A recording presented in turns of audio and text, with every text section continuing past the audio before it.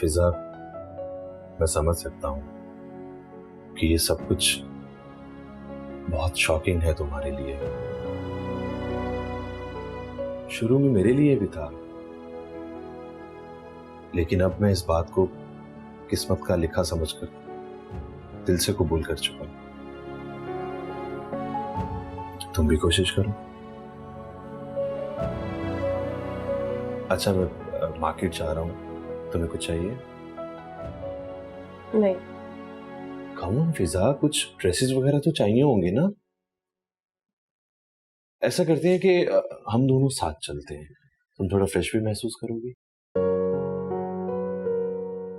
ठीक है। अरे वाह, हम तो बहुत लकी हैं। हमारी बीवी हमारी हर बात फौरन ही मान जाती है। That's like a good girl। चलो उठो, फ्रेश हो जाओ, फिर साथ चलते हैं। जी।